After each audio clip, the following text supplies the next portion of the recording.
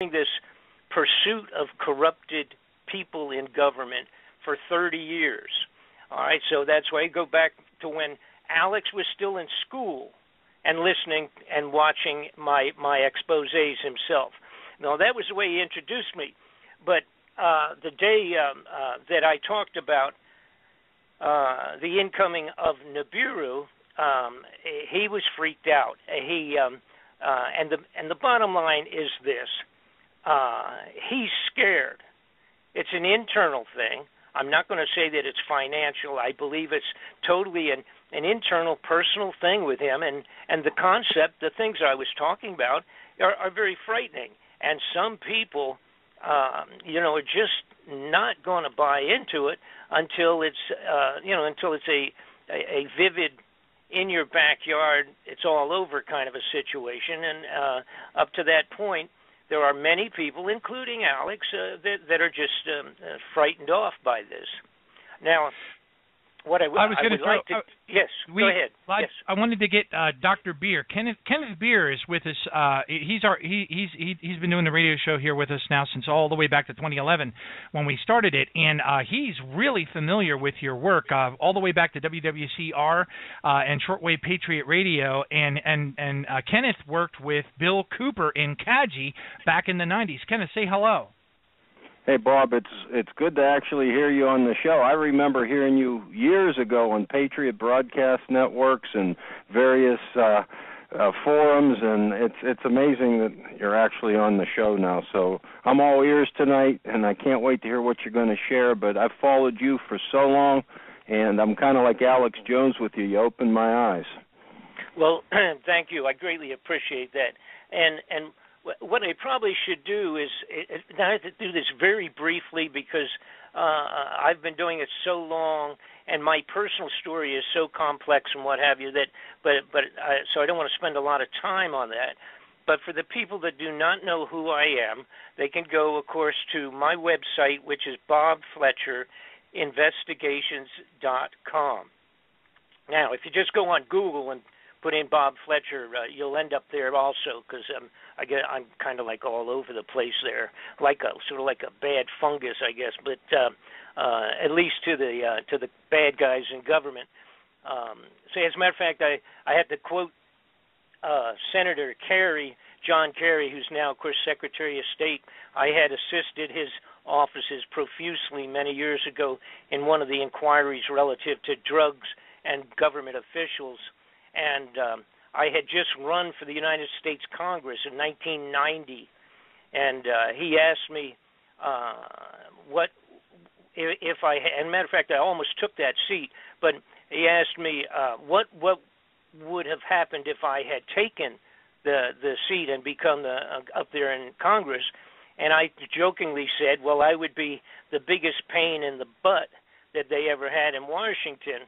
And Senator Kerry's response there was that he said, I got news, you already are one of the biggest pains in the butts in Washington. And that was, of course, back in 1990. That's a long time ago.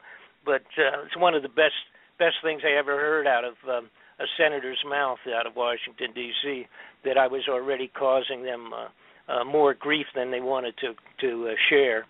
But for those folks who don't know me, I got involved totally non-intentionally. I had a company, was taken over. I merged. It's not taken over. It's not, well, yeah, maybe that is the right word. I merged my company with another company in Atlanta, Georgia in 1985 or 86, that period of time. And it turned out to be run and operating by a covert Central Intelligence national security operative who supplies weapons for all of the small wars that you referred to just a few minutes ago around the world that have been taking place. This was a Central Intelligence operation. They took over my business to use it as a covert front. And then, and again, it's totally unknown to myself. There's no way of knowing that until you're already into it.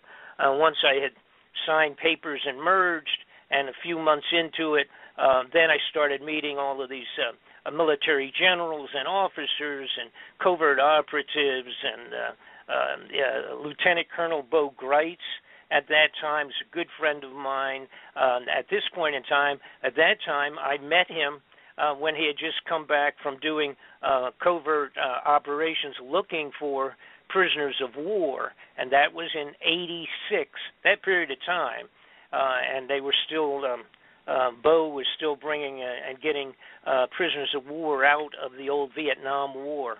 And these people, of course, who I'm talking about, that supply the weapons for all these small wars, make multi-millions of dollars, and of course they also end up being involved with drug smuggling, Oliver North and all of that, Iran-Contra business. I was a witness in that, and then became, because of chasing those people, one, of course, leads to another. I became involved with at least 8 to 10 very serious top-level investigations at the congressional level. Now, I also have to add that absolutely none of them go anyplace. They are all complete garbage for the television for the most part, and to get senators and congressmen reelected because they show you all the wonderful things they were trying to do to clean up America, and in most cases it's all garbage. Now, put that aside. That's how I got involved with this stuff of chasing and following, going after criminal people, criminal personalities at the highest levels of our government, all the way up to the White House, and it's nonpartisan. They're crooks, liars, and thieves on both sides of the fence.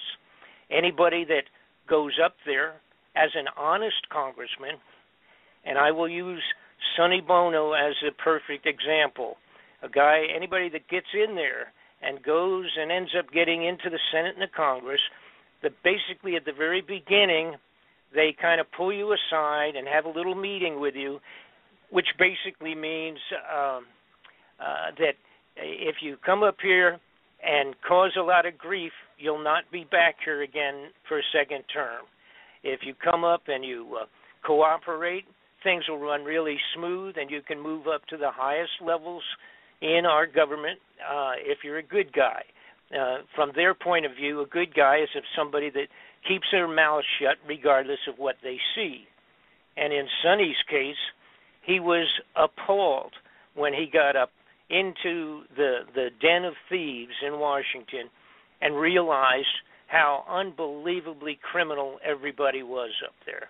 And there's many, many wonderful stories, but we don't have time to get into those this evening. But nonetheless, Sonny, I bring him up because when he and I worked with Sonny, supplying him with information on and documentation, the best that you can possibly get, supplied him with reams and reams of information related to the Central Intelligence involvement and other agencies, embassies and everybody else, with the drug smuggling, murder, and assassinations. When I worked with him supplying material, it was probably over a year, and then got down to really sharpening pencils, and finally his office called me back and told me that as soon as Sonny got back from the Christmas holidays, the first thing on the calendar was the investigation at the Congressional Intelligence level with all of my material and some material supplied by other people.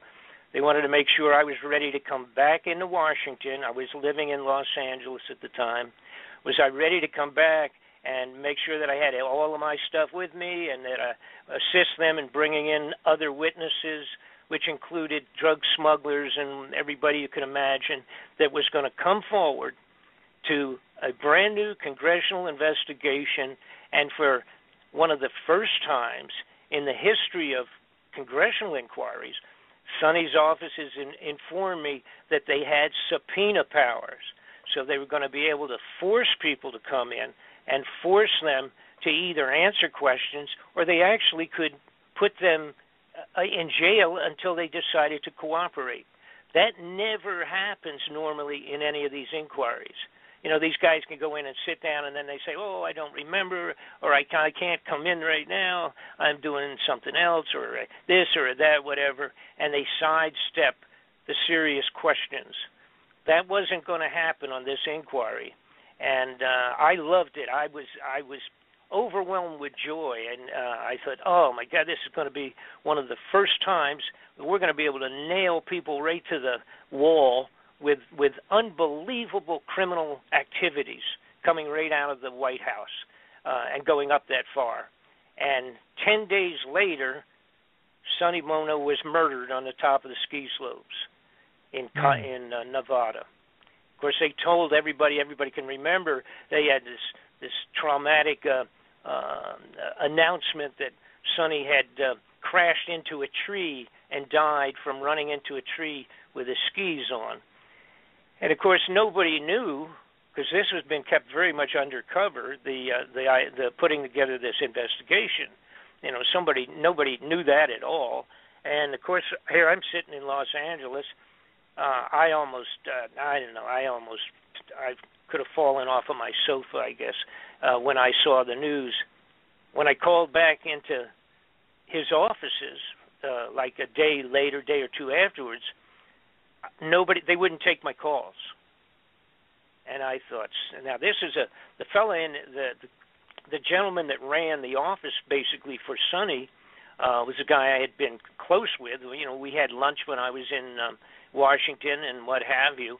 As a matter of fact, one time when I had gone to Washington about 2 years ahead of this period of time, maybe a year ahead, I was in Washington to see stuff in there. I stopped in along with other activities I had there, and Frank, his name Frank Cullen, he came out and he said, I looked into the office and they had tapes up and they were blocking people off, and he came out and he said, we'll have to go down to the restaurant.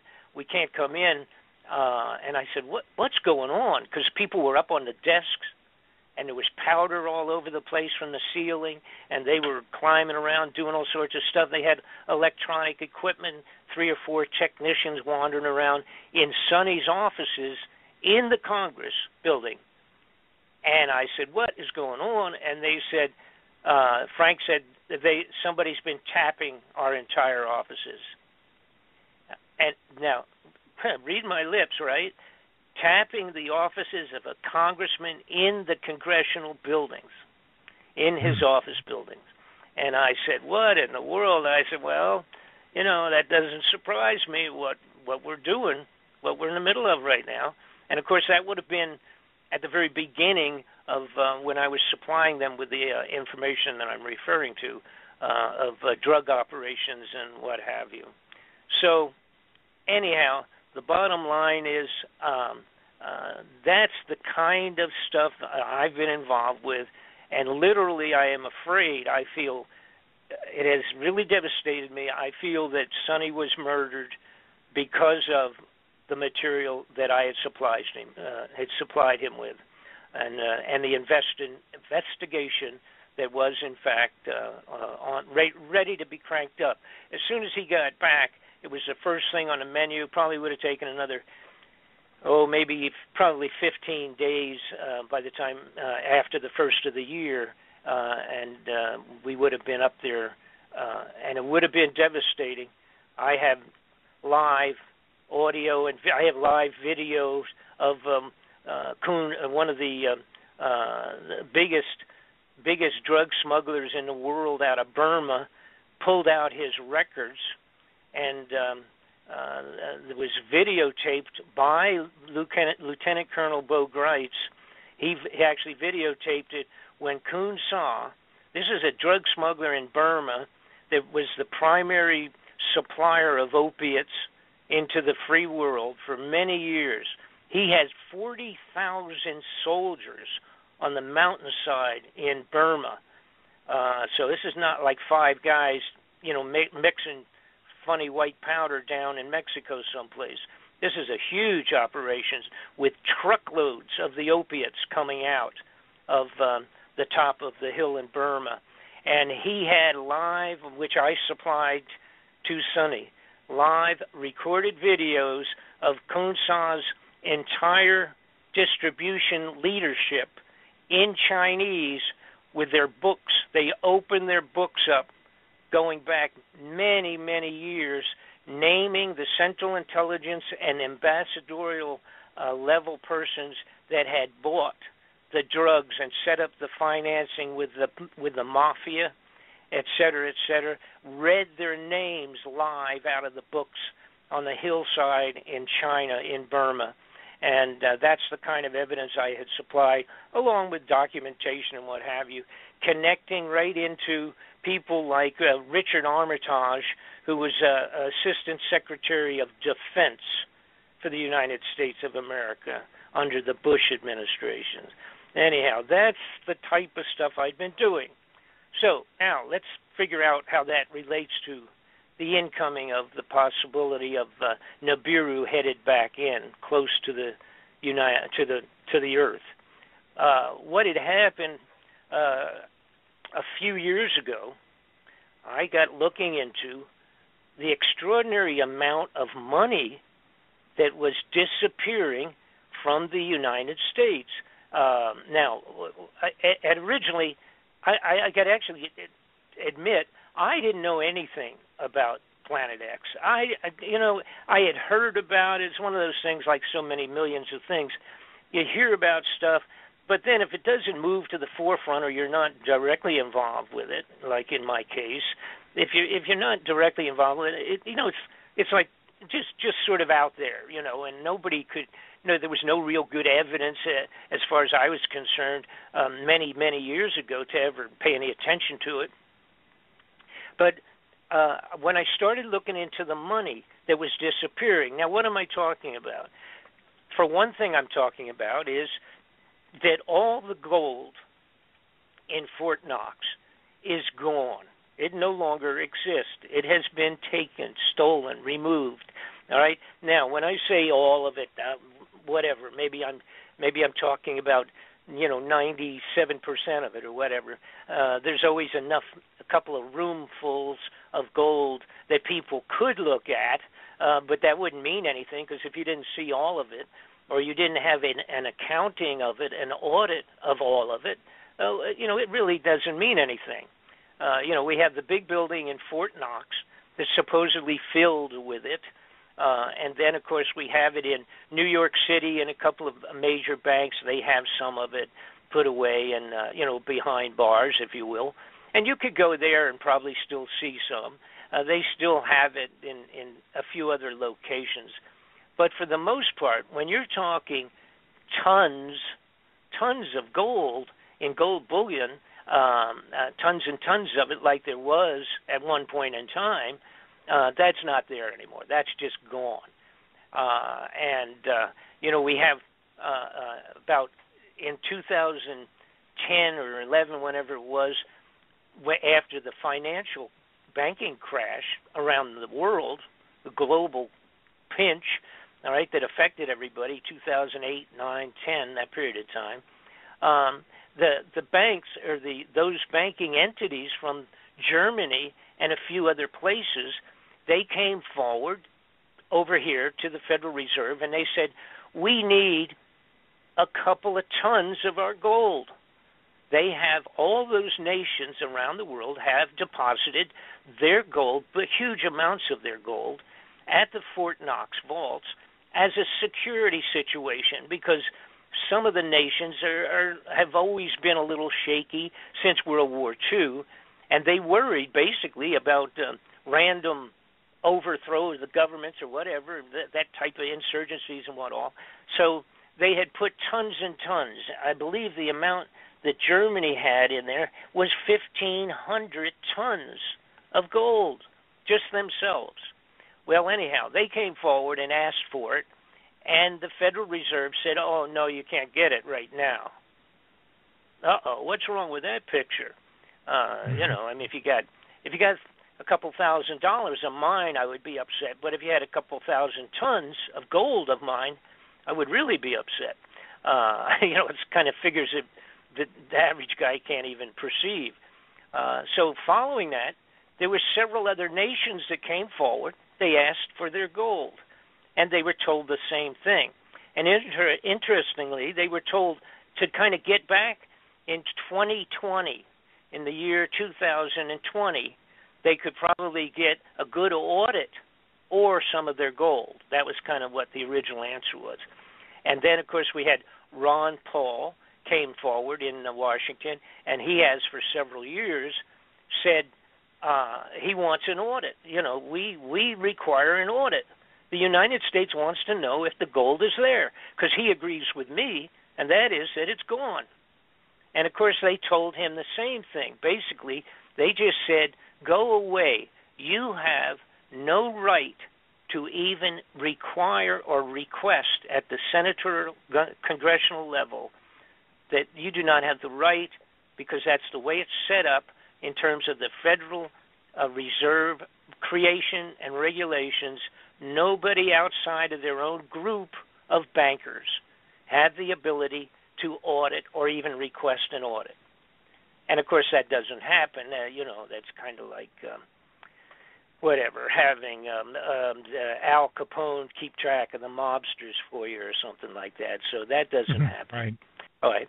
So now we have that kind of like really bothers me, and I'm listening to that and watching that and all, and I thought, what's wrong with that picture?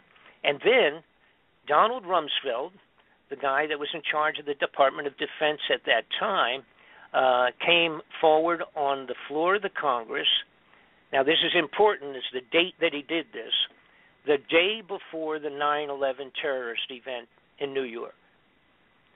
Rumsfeld came forward on the floor of the Congress and said that he had lost, the Department of Defense had lost $2.3 trillion. He said it went back a few years, but apparently they just can't locate it. They don't know where it went. $2.3 trillion over about 10 years. Then, of course, we had the next day was the event that occupied the news for the next 7-8 months, for crying out loud, and that was the outrageous event in New York City.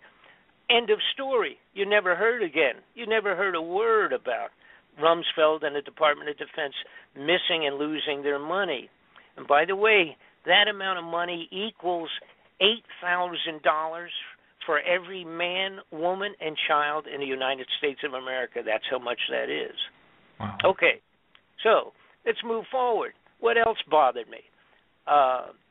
The woman who's in charge of keeping track of the Federal Reserve distribution of funds from the Federal Reserve into international banking, she came out and somebody asked her on the floor of the Congress in an inquiry that they had understood that somehow there was $9 trillion off of the books progressively over the last few years of the banking Federal Reserve being lent out to people, bank systems in Europe, but that they understood it was, quote-unquote, off the books, and it was not really definable as to where it had gone.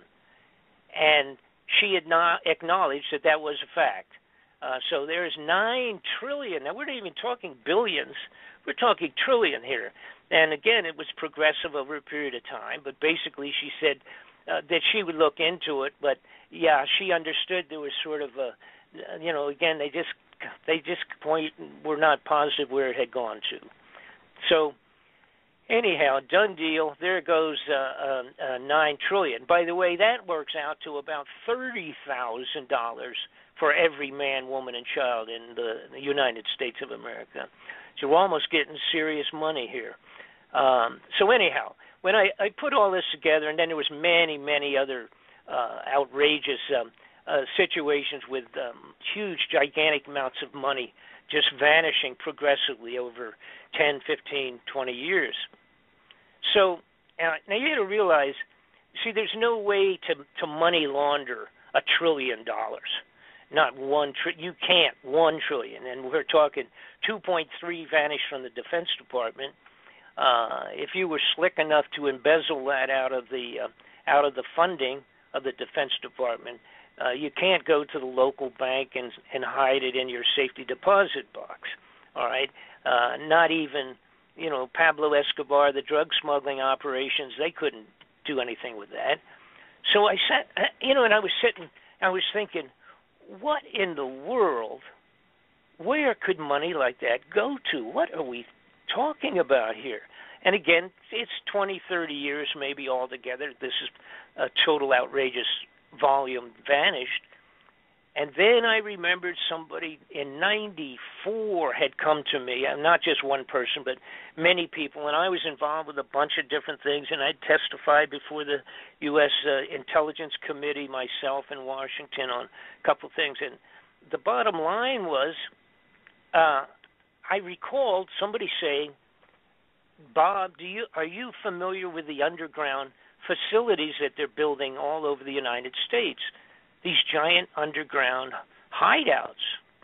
And, of course, I said, well, I was familiar with some of the military operations, of course, and I knew we had some of the biggest and best underground facilities on Earth for NORAD and that type of, operations. And then, of course, somebody said, well, I'm talking about like even at the Denver airport is a giant underground facility. And, of course, I had a friend that was real close to that and a couple other people that were involved in the financing and what have you of government and all of that. So I was familiar, and I also was familiar that had gone from being a construction of a fancy airport into being extraordinarily over budget. I mean, they kept going, 40 million here, 60 million there, 20 million here. I mean, it just kept going right through the ceiling in terms of cost factor. And after they finished it in 95 and opened it up for use, I had gone with a friend of mine, and we snuck down underground into some of the facilities below, and they were huge. They were gigantic. We had tunnels and tunnels and all kinds of offices and what have, just all kinds of things underneath there. Had nothing to do with the airplanes coming in and out, and entire 7-floor buildings that were buried underground there and what have you.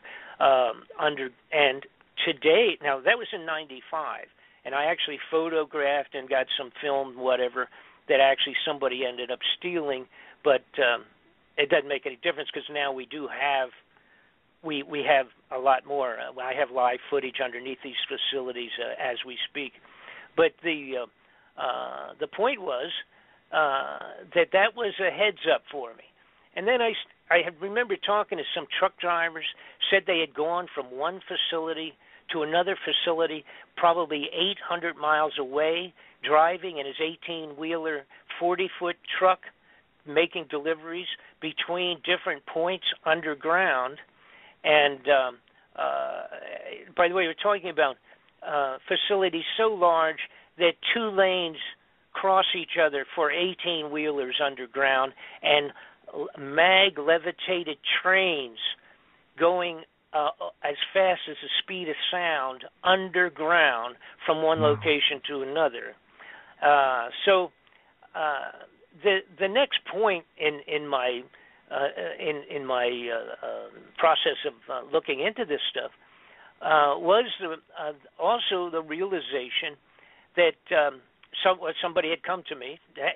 Here's what had happened. So I explain this.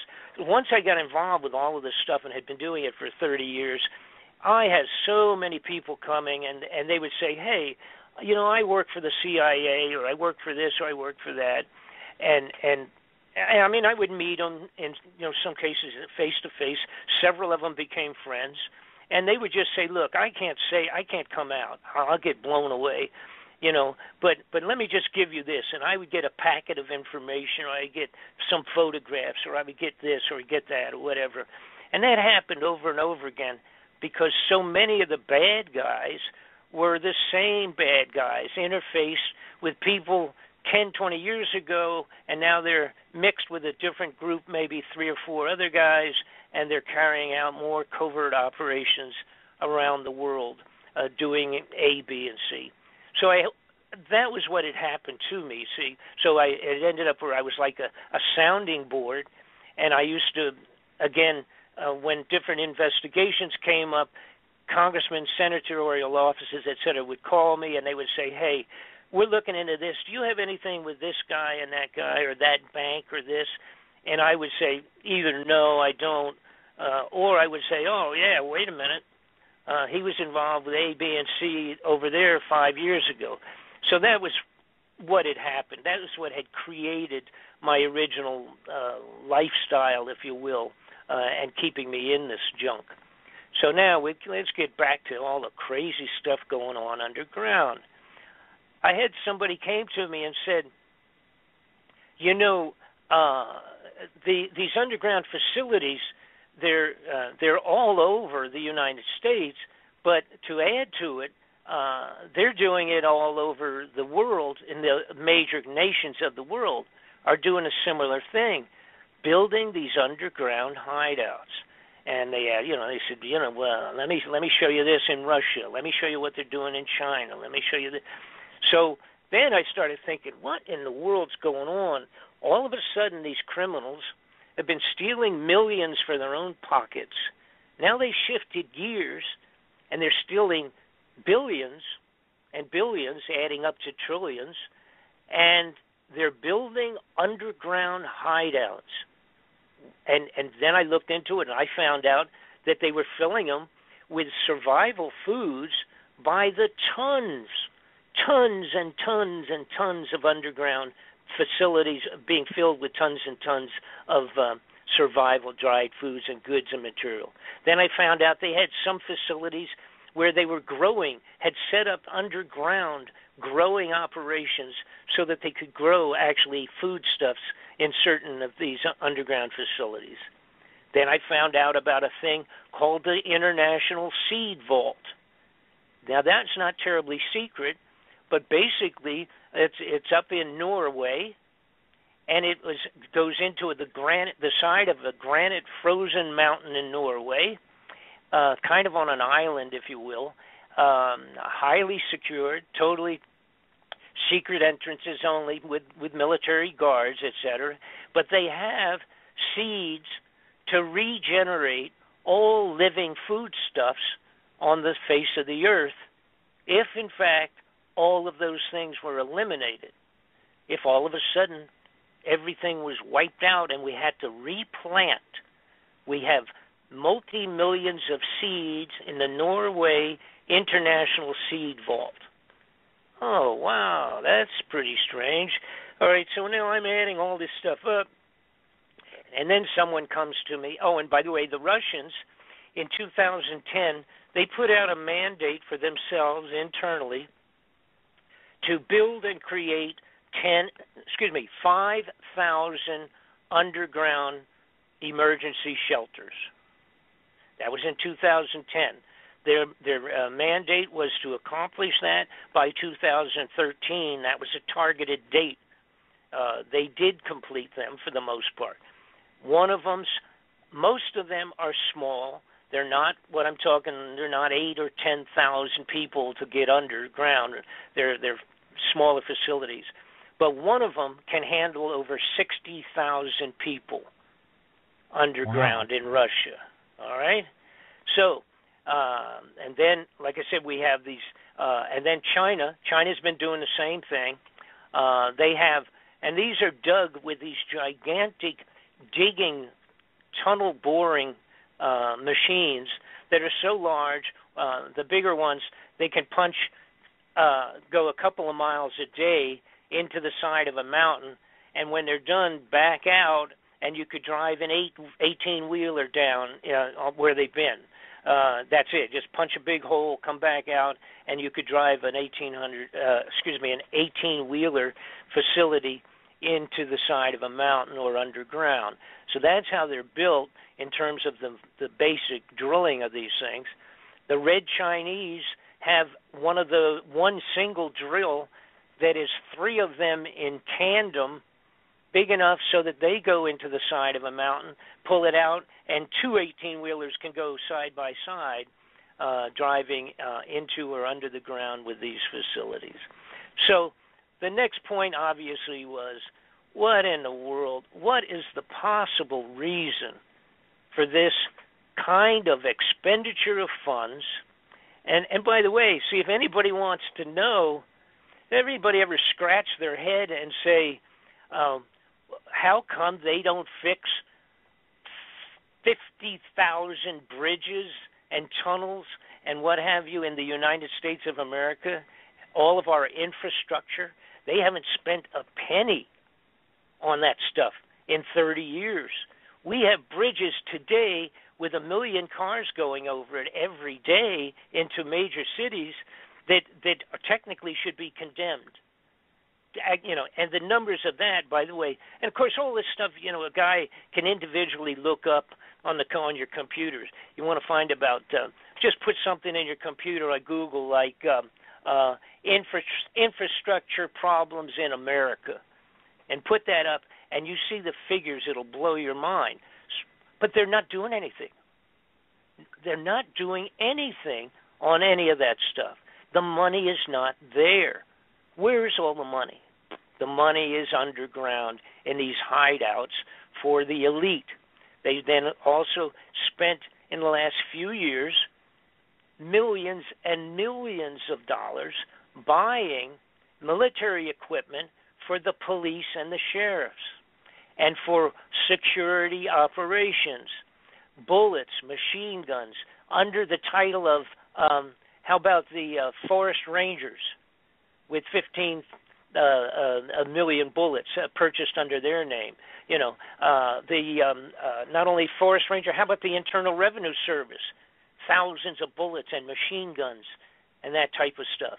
All right? So we say, well, what's that got to do with it, Bob?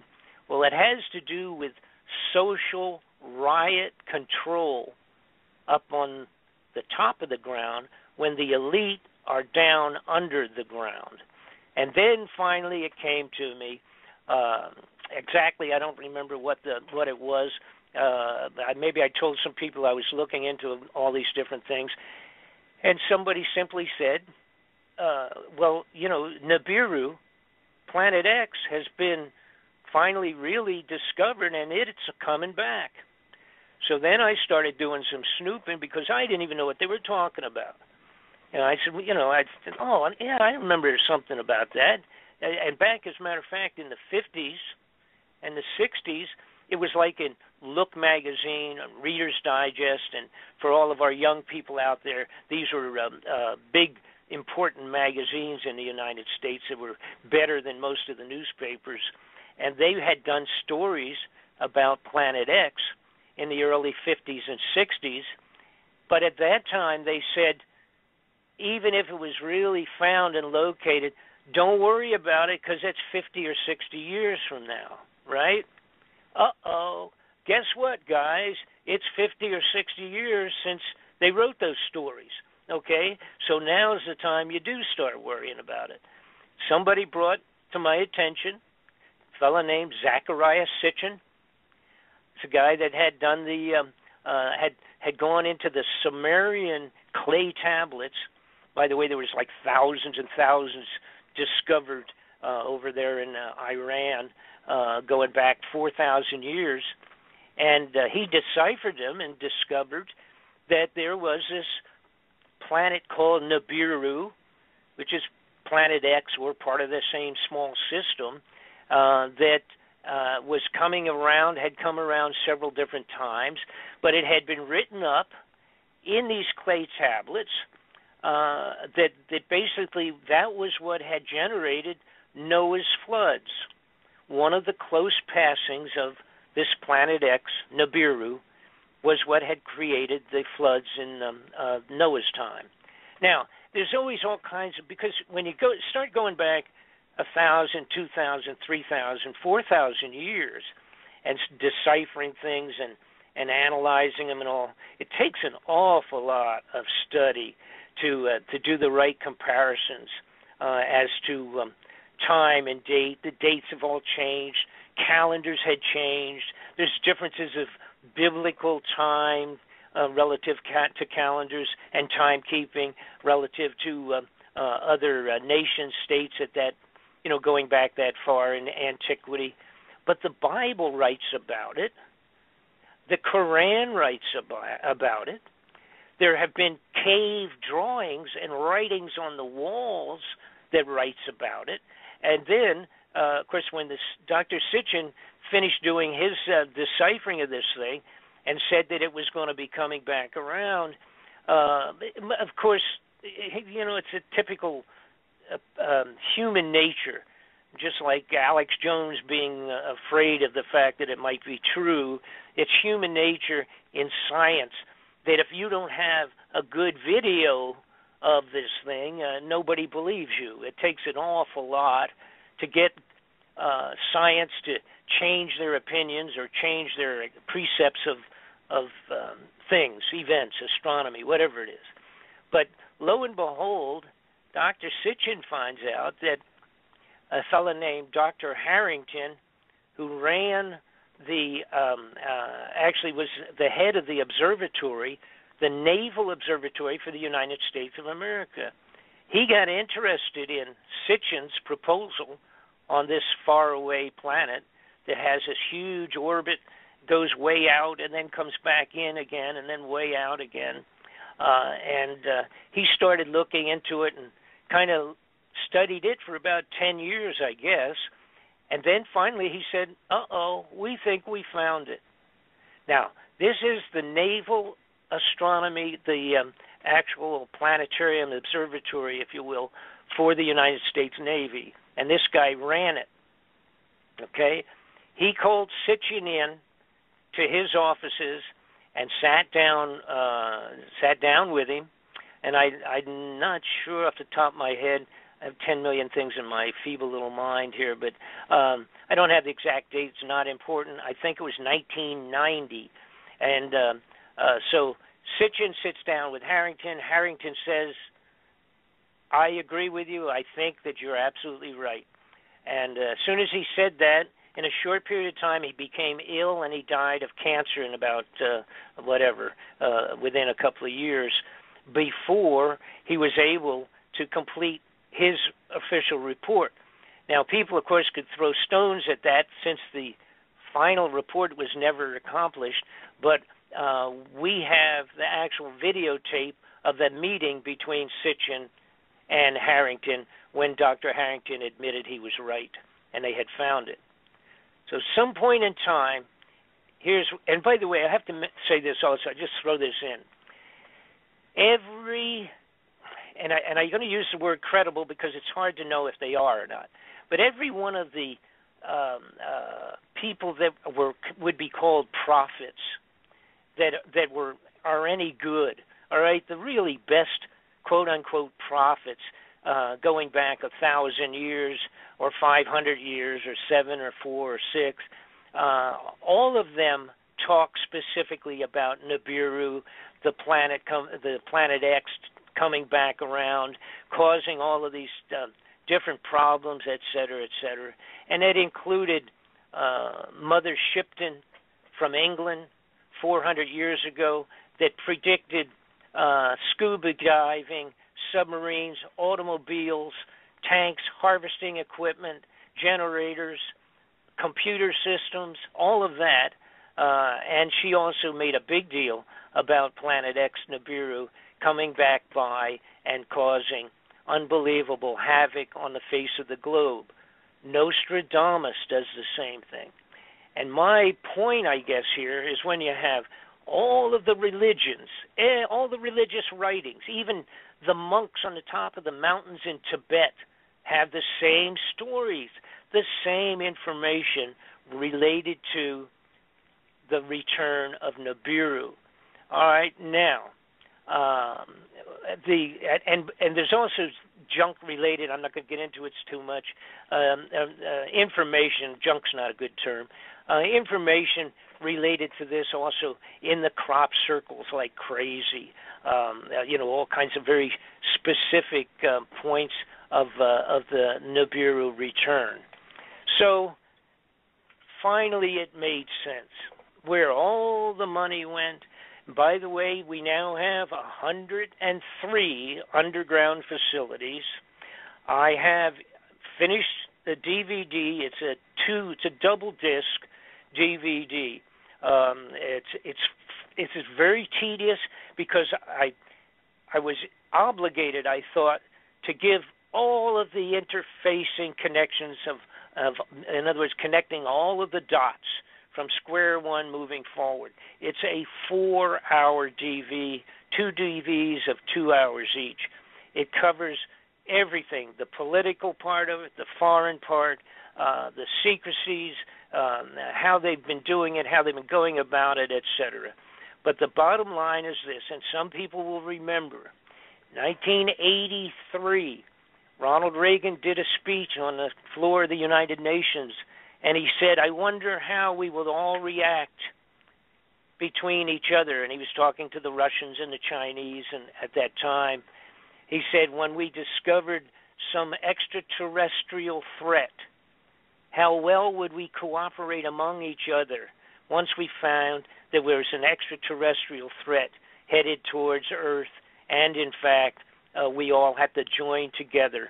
Well, that's exactly the period of time, from my information, that Ronald Reagan was presented with the fact that Nibiru was headed back in and gave him a fairly close estimate, estimate is probably the best term, of when it might in fact be going to arrive.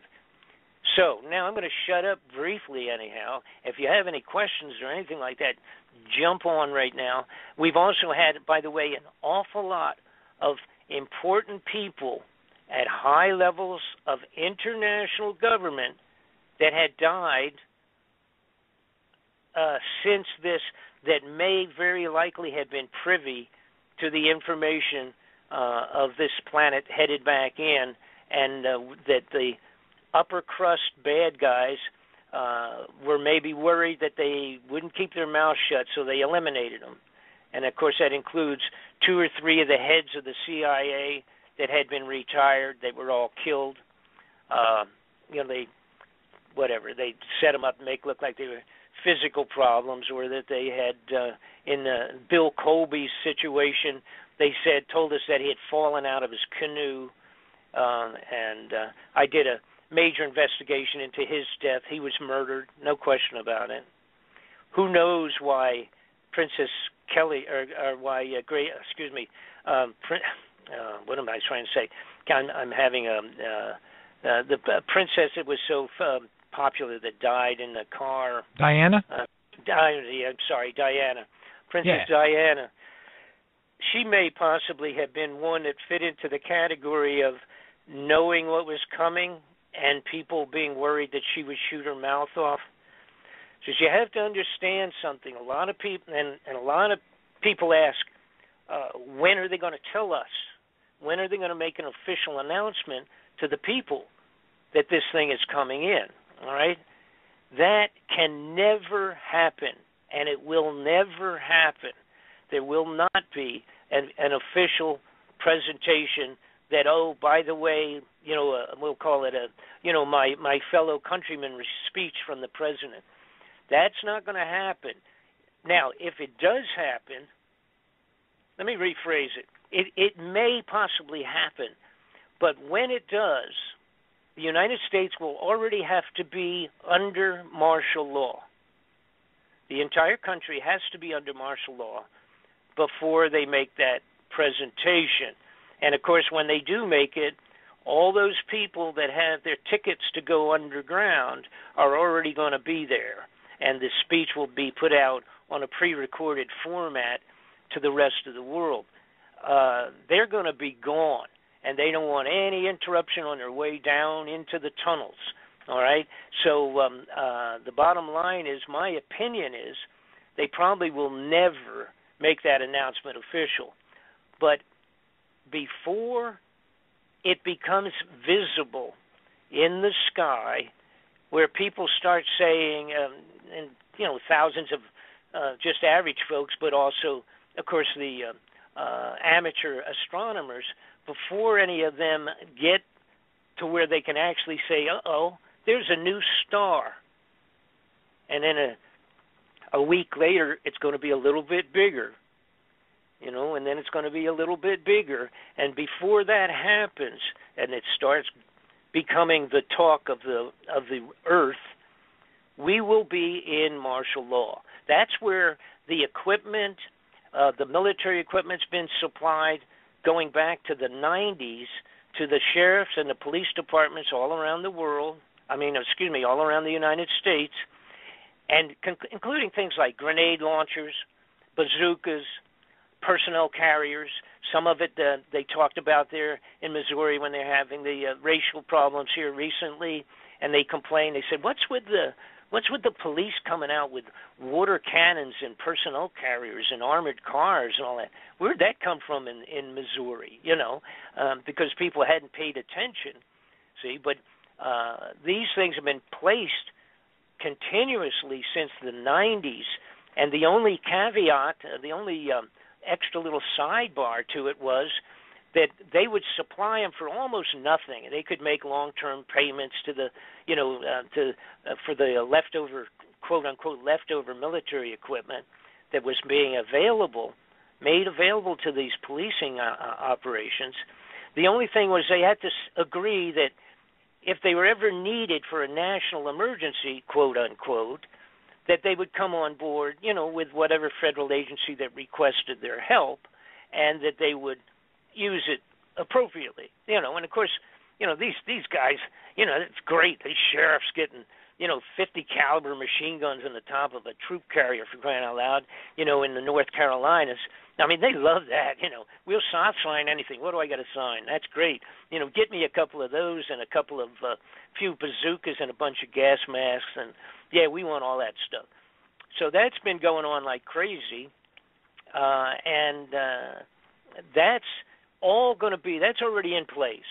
All right, that's all out there already, and continuing to move.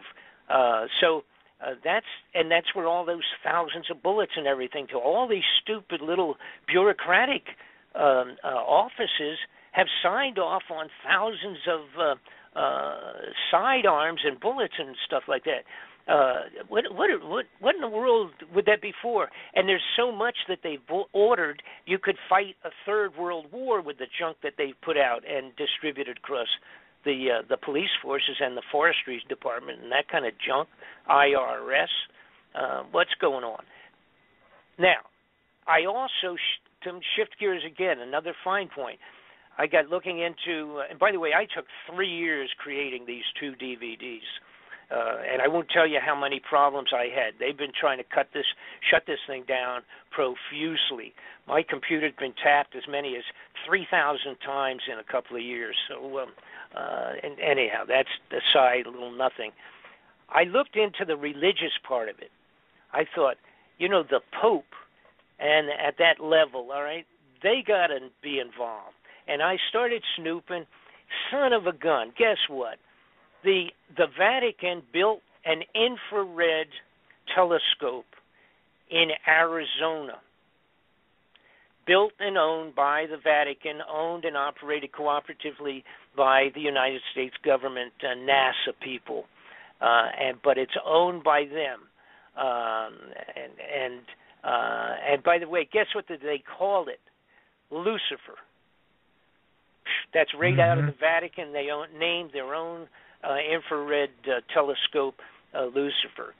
Now, the Planet X at this point in time can only really be photographed properly by very powerful infrared telescopes.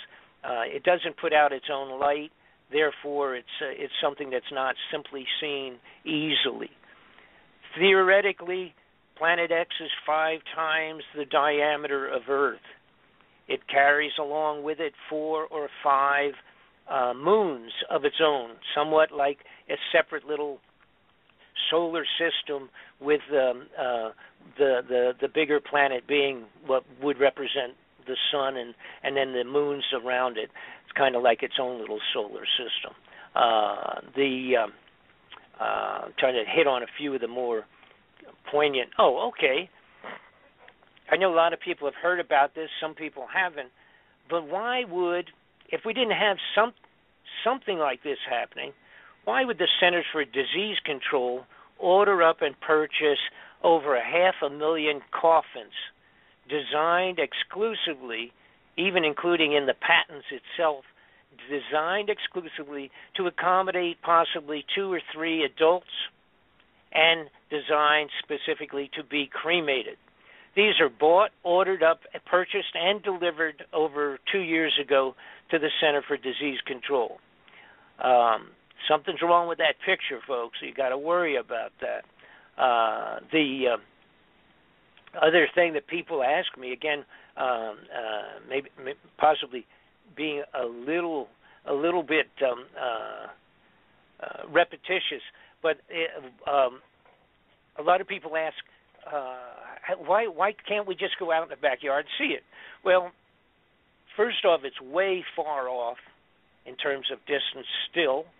It is already affecting everything. The crazy weather that we have on the globe in the last 2 years, it can be, I think, my opinion, along with people that are on the scientific side of it. I didn't come to this as a scientist, as an astronomer. I have to depend on people that have been doing it for years. Some of this I discovered myself once I learned what was happening. For example, all of the planets have been changing, going from Pluto inward. All of the planets have been heating up. Their surface chemistries have been altering. There's having storms on the face of some planets. They've never seen that ever before. That's right. Some of the planets are wiggling, jumping around a little bit in their orbits. They're not quite sure what's going on with that. All right?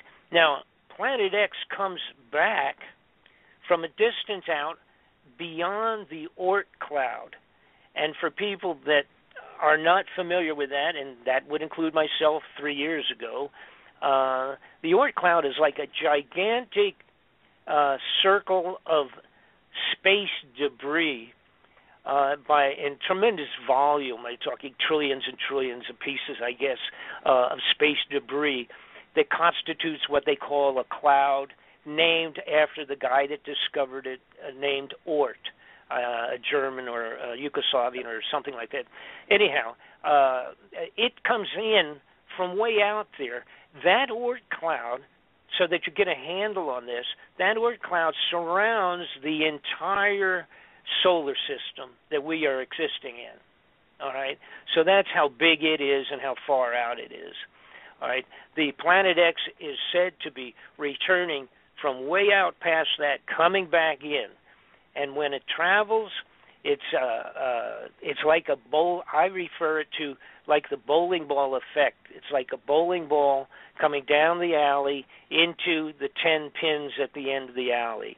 And as it goes into all of that debris and everything else on it, making its way on inward, it's affecting by gravitational effects and physical collision, etc.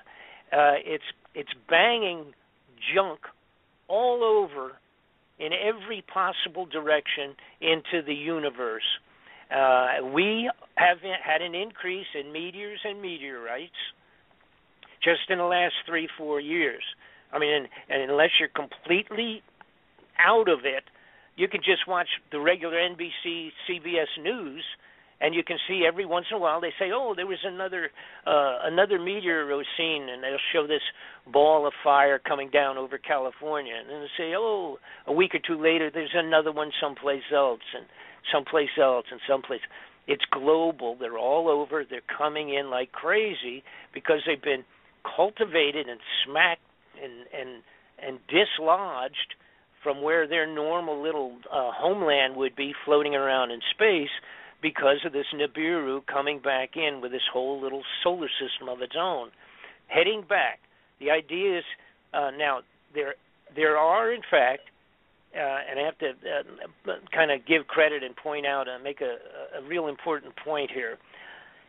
There are a couple of different points of view whether Nibiru will come back in on our plane we are on what's called the plane of the ecliptic, which is somewhat all of the planets reasonably on a flat plane. If you put your arm out away from your body, if you put your arm out flat, straight out, the plane of ecliptic that we are rotating on in our orbit and all of the other planets on their orbits is all pretty much reasonably on that flat plane. Now, if you go down, move your hand downward about 12 or 8 inches, that would represent approximately a 30-degree slant off from a straight arm, a straight point where your arm would be out straight. That would be about a 30-degree off of the ecliptic. Now, the half of the people think that it will be coming in pretty close to flat plane. The rest of them think it's going to come in at about 30 degrees to the from below us, and cutting through, sort of like cutting through a pie, but cutting through on that 30-degree angle, coming up around the sun and then back out again on that angle. Either one doesn't make any difference to me. My point, of course, is just if the darn thing's coming and it's going to, create the problems that it will create. So you do have a difference of opinion of people that are on both sides of the fence, equally as intelligent and schooled on astronomy as each other, but talking about slight differences on that. Now, it would make a difference of how long we would be affected. And again, I must point out there's a fellow named Gil Broussard has done a tremendous amount of study on this himself for many years. He's matched up all the dates of when it previously had come by and caused problems there. And again, this is where you have two different thought factors here. One group also feels that it's which Dr. Sitchin originally said when he did the Sumerian tablets. He said it was a 3,600-year orbit, 1,800 years out and then 1,800 years back. All right, and that would mean, of course, that it would only come around every 3,600 years. Now, Gil Broussard feels that it has been coming around every 360 or 350 years. Now, that means it would be coming around 10 times in that 3,600-year orbit. Now, originally I thought, being totally a novice in this stuff anyhow, I thought, wow, 3,600 years, that's really a long orbit. Does that even make physical sense? How come it doesn't fly apart in that period of time, et cetera, et cetera? But then I realized that we had a comet. Everybody's familiar with Halley's Comet. Halley's Comet comes around every 75 years. And then I realized that there was another comet that came around a little while back I think discovered in the 60s or something like that, that actually was it was called the Hale-Bopp Comet. And it came around a few years ago, had never been seen before, was not logged in any place. And it was pretty good size, just like Halley's Comet. And it was a 4,200-year orbit. See, so that's 1,000 almost, 700, 800 years longer than the 3,600 that was perceived for Planet X. So that long orbit is a reality. That's all I'm saying. It actually, now as it is, this particularly Hale-Bopp comet will not be coming around for another 4,000 years, so we don't have to worry about that. And of course, it was just a comet. The difference here is we're talking potentially a physical planet the size of 5 times Earth. It supposedly passed through the last time. There has been writings on this. Again, I go back to antiquity.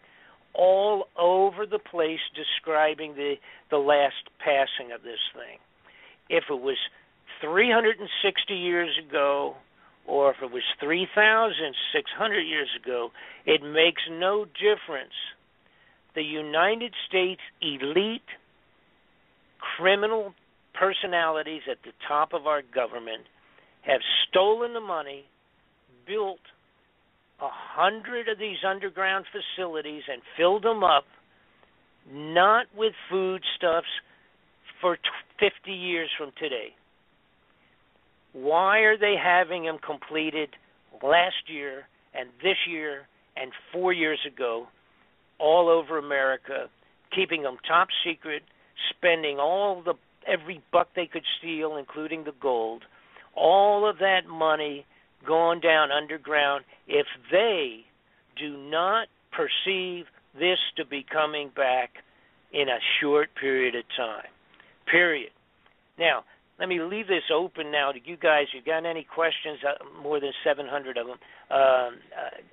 Please go ahead and ask, and if I can answer it, I will, and if I can't, I'll just tell you I don't know. Oh, great. Well, I'll tell you what, this has been unbelievable. You have touched upon every major point that, wow. Thank God. And I'll share some things with you, and then I'll also pass over a couple of questions that some people had sent in. What's fascinating is that when you look at, if you were to make yourself a model of the solar system, of our solar system, and then create a second model of another solar system, bigger, smaller, doesn't really matter, and you would take the two models and you would slowly move them toward one another, and then and move them past one another in an elliptical orbit, which is arguably what this is supposed to be in. If you were to create that model and move the Nibiru system through our solar system and in an elliptical orbit and back out again, what you would end up with is two events, not one, but two events. And what's fascinating is the Bible actually explains those two events in rather vivid detail in a couple of verses. In the sixth seal, at the sixth seal in Revelation chapter 6, verse 14, you have an event that's along the lines of the Velikovsky type stuff, which is similar to the Edgar Cayce vision, where it says in Revelation 6:14, it says, every island and mountain was moved out of place. What's fascinating is that matches similarly to what Father Malachi Martin testified on Coast to Coast AM in 1998, I believe it was, where he said he was given the third secret of Fatima by some insiders, and that there was supposedly a pole shift in the third secret, and it was supposed to happen in 2017. Now, if Nibiru, the system, moves through our ecliptic plane and comes back on the elliptical orbit through again a second time, what's fascinating is about 3 years later, arguably, because the Great Tribulation of the Bible is about 3.5 years long, okay, Revelation 16, verse 20, in contrast to Revelation 6:14, says every island fled away and the mountains were not found. So what you have in so then you have a dynamic in Revelation 16, verse 20, that is very similar to what you see in the movie 2012, where the crust of the earth completely gave way and entire continents were destroyed. And that's fascinating because the timeline just seems to follow suit with an elliptical orbit of a star system moving through our solar system. One of the questions that someone had submitted was, have you heard any word in your from people in your sources and such about Puerto Rico, something happening in Puerto Rico, FEMA coffins, stockpiles of emergency supplies, things like that, anything associated with Puerto Rico? There is a prophet by the name of Efrain Rodriguez who's talking about a comet or an asteroid splashing down off the coast of Puerto Rico. What do you know about that? Yes. I know that the reality is that a huge amount of maybe even either a secondary order or the bulk of that first order of at least 500,000 of those coffins I referred to have been moved for storage there. I do know that a couple of million body bags were ordered up and have ended up there in terms of a storage. Now, I don't know if, in fact, first off, I don't believe there's any way anybody at this point in time could say XYZ is going to hit into the waters close there or something of that sort. I don't know. Personally, my gut feeling overall is that that probably would be a lousy place, but for some reason, temporarily, yes, that's a truism. That stuff is down there, or at least some of it, and in big numbers. That's all I can say as far as that's concerned. I'm not positive about if anybody would have the ability to get close enough to say. And besides, here's the other point. If we saw a tsunami in a couple of years ago, and we witnessed that, and it was unbelievable. And that was from an earthquake way far out in the ocean. These tsunamis that would be set up and generated from large, let's say something the size of a school bus, anything the size of like a school bus that went into any of the oceans on the earth, will set up tsunamis that would be shocking to almost every coastline, east and west, away from the center point. It only takes something that big if it's coming in at the speeds that these would be coming in. We witnessed one, and now this is another important point as people relate to why can't we see these things, et cetera. First off, it's not close enough. But secondarily, we have to remember something that we saw right in front of our face, and that was the meteor that we were watching and waiting for a meteorite or a meteor to come in that we were aware of that was going to come in over Russia a couple of years ago. And then on the same day, a secondary, which apparently had no connection to the first one, a secondary one came in and blew up really violently and blew like 2,000 windows out in Russia and injured a whole bunch of people, et cetera. It was like a big bomb going off in the atmosphere. It actually did burn up and explode. Most of it did before it even hit, and when it hit, it went into a lake that was ice-covered, and it was only the biggest piece, I think, that went into the lake was only about 15 feet across or something, but fortunately just went into a lake covered with ice. But everybody right away said, where did that come from? Nobody on the face of the earth saw that thing coming in. No one. And when the head of NASA was asked about it a while later, he simply said, it came in from the direction of the sun, and we could not see it. We did not, and we could not see it with any of our scopes. Okay? And then also, by the way, he was asked if a large element was coming towards Earth, and we knew it was coming in 60 days, what could we do? And the head of NASA said, pray. So that was the best preventative action that the head of NASA had for that question. But I want to get into another point, make another point. Now, what you're talking about is all, and again, it is all in the Bible. Not only is it in the Bible, but it's all over the place. You have to, you maybe have to do a little snooping, but now what you can do is simply get my DVD, and I have all of that in there. I've got all the biblical connections, the dates, the elements, the descriptions, all of it. It's all in my DVD.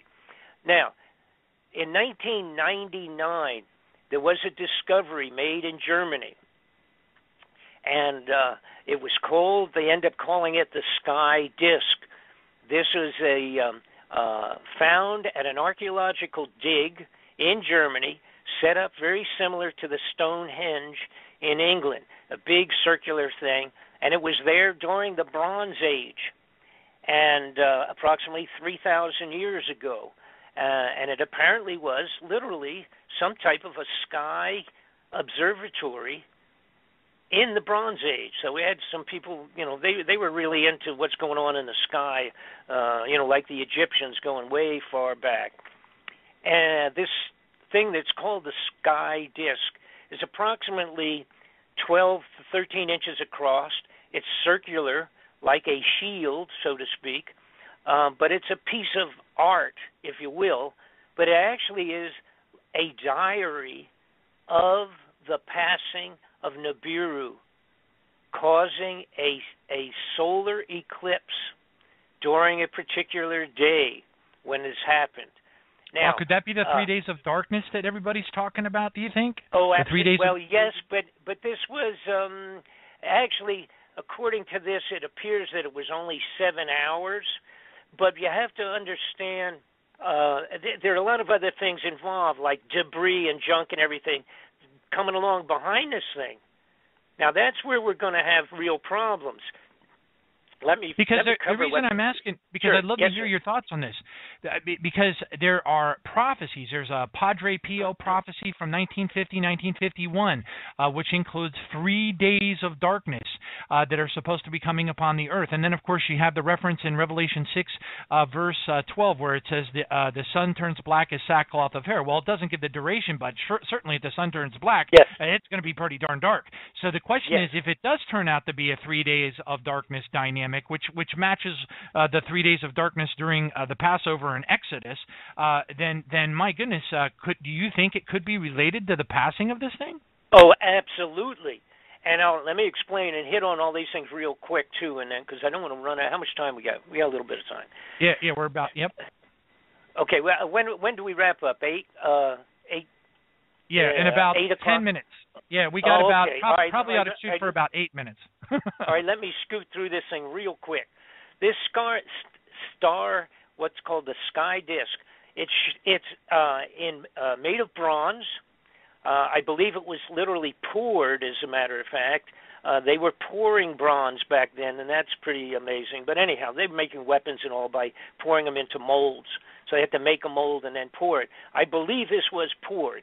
It is in bronze, 12, 13 inches across, circular, and highlighted in gold. The whole thing, all the planets and everything indicated on the disk is in gold.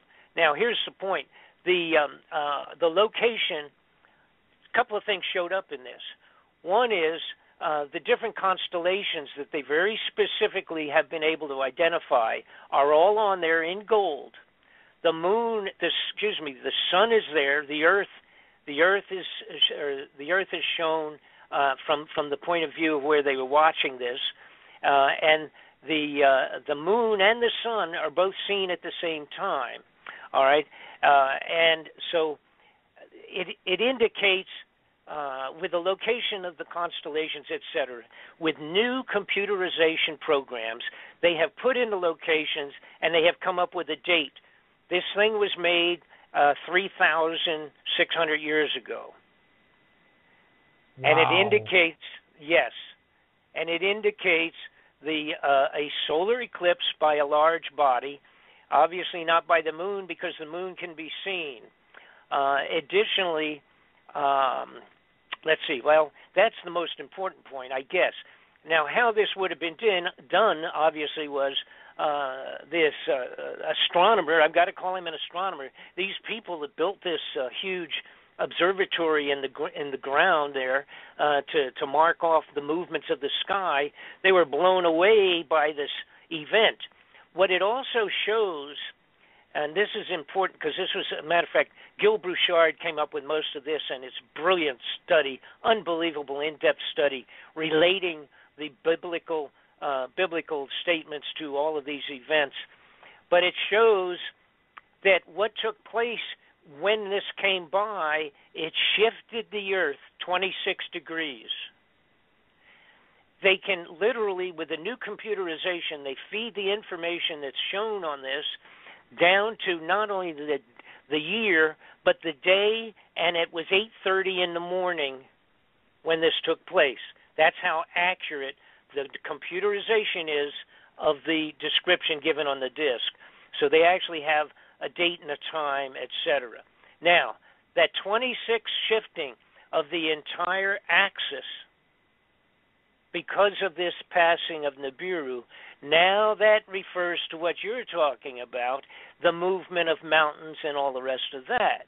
Now, you get into another thing where you talk about, and by the way, it was about a 7-hour eclipse, if I recall right. Again, this is off the top of my head here, and I have it all exact in my DVD, but I think that's what it was, which, of course, is a long time.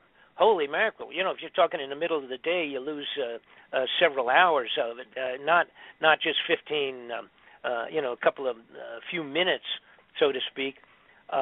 Anyhow, it was several hours as opposed to a few minutes of a solar eclipse because of this being this giant planet going by. Now, here's what's going to happen if everything happens as it's being perceived, taking historic writings, biblical accounts, all the rest of that, and mixing it with scientific reality and the size and all the rest of those calculations.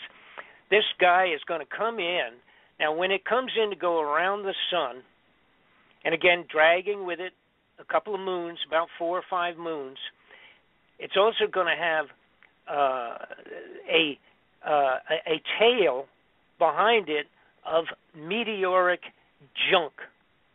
All right, just space junk dragging along behind it. That's when we're going to go through. It will take the Earth approximately 1 hour to travel through the width of the tail of that. After it's gone behind the sun, our orbit will drag us through it in a worst-case situation, through the tail. It will take an hour to pass through it. During that hour, we will be going through a hailstorm of meteors. Burning hail, which is described in the Bible, okay? That's what killed all these soldiers and all sorts of things, etc., described very specifically in the Bible. Absolutely. Revelation 6:13 says, "And the stars from the heaven fell to the earth as a fig tree drops its late figs when it's shaken by a mighty wind." We're down to the 5-minute mark. I'd love to have you tell people where they can go to get your DVD set in a little bit more detail. I'm looking at your website right now, and I don't see the link for it. It says Home About Media Videos. Where can people go to get this DVD set? If you go to and you have at least there, if you're are you just on Google? Here's the point. Just go on BobFletcherInvestigations.com. It's BobFletcherInvestigations.com, or the Bob Fletcher Investigations, one long word, .com. You will get to my website. On the website, there's description. There's some pictures of underground facilities, a few things in there. But the title of the the double DVD disc set is Incoming. That's the title of it.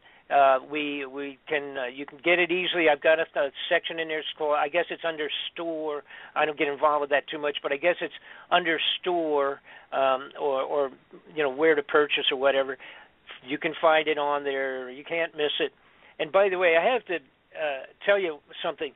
I've done a couple of radio programs that are fairly large in their following, and the reaction has been mind-boggling.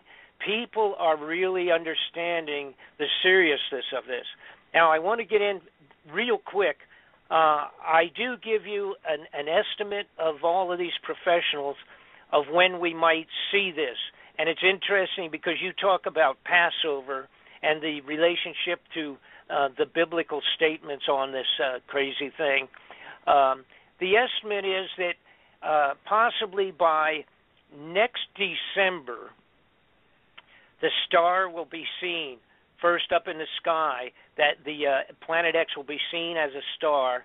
The earliest time earliest time has been calculated to be next December, and for it to pass by March and April. Wow. Of the very 90 days later, the Passover. That would be the very earliest. The very latest would be any one of the other following 2 or 3 years. In other words, it'll be seen in December, and then within 90 days it'll pass by. That's when the problem hits the fan. It will constitute blocking the sun not only itself, but by all the debris and junk, plus the volcanic activity. As we speak today, the volcanic activity on the Earth is amazing. A couple of weeks ago, it was 37 of them at one time was going off. Nobody's talking much about that, but it's in reality. You can look up the activity and what have you. It will cause volcanoes. It will cause tsunamis that will be mind-boggling. The gravitational effect. We have to remember, and I get into this also in the DVD, you have to remember that the moon pulls our waters in and out all the time with the tides. Okay? This thing is 5 times the size of Earth. The gravitational effect would be mind-boggling to all of the oceans and the coastlines. So it's a multitude of problems. And the 2012, the title 2012 motion picture that you saw that was created in 2010, I am afraid is very, very close to what we're talking about with Nibiru. Amen. Praise God. And we are down to the 160-second mark. Thank you so much, Bob. God bless you. Let's just go ahead. Father God, in the name of Jesus, we just pray that this word will be spread, that people will be doers of the word, not just hearers of the word, deceiving themselves. James 1:22, that you will send this information out to people so that they can be made aware of what is coming upon this earth and get themselves right with the King of Kings and the Lord of Lords, Jesus Christ. Father, we just want to lift up Brother Bob Fletcher. We pray for his health. We lift him up, Father. Make him feel better. We pray for your divine healing power to come down upon him so that he can continue to live and spread the word and wake people up to the time that we are on. This is an exciting time to be alive, and we give you all the glory. Thank you, Jesus, and thank you, Brother Bob, for joining us tonight. Thank you so much. This pursuit of corrupted people in government for 30 years. All right, so that's why I go back to when Alex was still in school and listening and watching my exposés himself. Now, that was the way he introduced me. But the day that I talked about the incoming of Nibiru, he was freaked out. And the bottom line is this: he's scared. It's an internal thing. I'm not going to say that it's financial. I believe it's totally an internal, personal thing with him. And the concept, the things I was talking about, are very frightening. And some people, are just not going to buy into it until it's, a vivid, in your backyard, it's all over kind of a situation. And up to that point, there are many people, including Alex, that are just frightened off by this. Now, what I would like to... Yes, go ahead. Yes. I wanted to get Dr. Beer. Kenneth Beer is with us. He's been doing the radio show here with us now since all the way back to 2011 when we started it, and he's really familiar with your work all the way back to WWCR and Shortwave Patriot Radio. And Kenneth worked with Bill Cooper in Kaji back in the 90s. Kenneth, say hello. Hey, Bob, it's good to actually hear you on the show. I remember hearing you years ago on Patriot Broadcast Networks and various forums, and it's amazing that you're actually on the show now. So I'm all ears tonight, and I can't wait to hear what you're going to share. But I've followed you for so long, and I'm kind of like Alex Jones with you. You opened my eyes. Well, thank you. I greatly appreciate that. And what I probably should do is, I have to do this very briefly because I've been doing it so long, and my personal story is so complex and what have you so I don't want to spend a lot of time on that. But for the people that do not know who I am, they can go, of course, to my website, which is bobfletcherinvestigations.com. Now, if you just go on Google and put in Bob Fletcher, you'll end up there also, because I'm kind of like all over the place there, like a sort of like a bad fungus, I guess. But at least to the bad guys in government. So as a matter of fact, I had to quote Senator Kerry, John Kerry, who's now, of course, Secretary of State. I had assisted his offices profusely many years ago in one of the inquiries relative to drugs and government officials. And I had just run for the United States Congress in 1990. And he asked me what if I had, and matter of fact, I almost took that seat, but he asked me what would have happened if I had taken the seat and become up there in Congress. And I jokingly said, well, I would be the biggest pain in the butt that they ever had in Washington.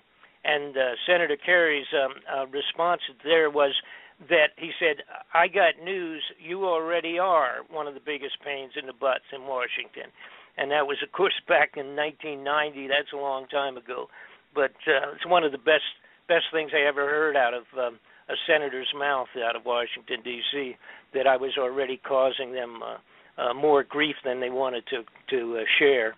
But for those folks who don't know me, I got involved totally non-intentionally. I had a company, was taken over. I merged. It's not taken over. It's not, well, yeah, maybe that is the right word. I merged my company with another company in Atlanta, Georgia, in 1985 or 86, that period of time, and it turned out to be run and operating by a covert Central Intelligence national security operative who supplies weapons for all of the small wars that you referred to just a few minutes ago around the world that have been taking place. This was a Central Intelligence operation. They took over my business to use it as a covert front. And then, and again, it's totally unknown to myself. There's no way of knowing that until you're already into it. Once I had signed papers and merged, and a few months into it, then I started meeting all of these military generals and officers and covert operatives and Lieutenant Colonel Bo Greitz at that time is a good friend of mine. At this point in time, at that time, I met him when he had just come back from doing covert operations looking for prisoners of war, and that was in 86, that period of time. And they were still, Bo was still bringing and getting prisoners of war out of the old Vietnam War. And these people, of course, who I'm talking about that supply the weapons for all these small wars, make multi-millions of dollars, and of course they also end up being involved with drug smuggling, Oliver North and all of that Iran-Contra business. I was a witness in that, and then became, because of chasing those people, one, of course, leads to another. I became involved with at least 8 to 10 very serious top-level investigations at the congressional level. Now, I also have to add that absolutely none of them go anyplace. They are all complete garbage for the television for the most part, and to get senators and congressmen reelected because they show you all the wonderful things they were trying to do to clean up America, and in most cases it's all garbage. Now, put that aside. That's how I got involved with this stuff of chasing and following, going after criminal people, criminal personalities at the highest levels of our government, all the way up to the White House, and it's nonpartisan. They're crooks, liars, and thieves on both sides of the fence. Anybody that goes up there as an honest congressman, and I will use Sonny Bono as a perfect example, anybody that gets in there and goes and ends up getting into the Senate and the Congress, that basically at the very beginning they kind of pull you aside and have a little meeting with you, which basically means that if you come up here and cause a lot of grief, you'll not be back here again for a second term. If you come up and you cooperate, things will run really smooth, and you can move up to the highest levels in our government if you're a good guy. From their point of view, a good guy is somebody that keeps their mouth shut regardless of what they see. And in Sonny's case, he was appalled when he got up into the den of thieves in Washington and realized how unbelievably criminal everybody was up there. And there's many, many wonderful stories, but we don't have time to get into those this evening. But nonetheless, Sonny, I bring him up because when he and I worked with Sonny, supplying him with information on and documentation, the best that you can possibly get, supplied him with reams and reams of information related to the Central Intelligence involvement and other agencies, embassies and everybody else, with the drug smuggling, murder, and assassinations. When I worked with him supplying material, it was probably over a year, and then got down to really sharpening pencils, and finally his office called me back and told me that as soon as Sonny got back from the Christmas holidays, the first thing on the calendar was the investigation at the Congressional Intelligence level with all of my material and some material supplied by other people. They wanted to make sure I was ready to come back into Washington. I was living in Los Angeles at the time. Was I ready to come back and make sure that I had all of my stuff with me and that I assist them in bringing in other witnesses, which included drug smugglers and everybody you can imagine that was going to come forward to a brand new congressional investigation, and for one of the first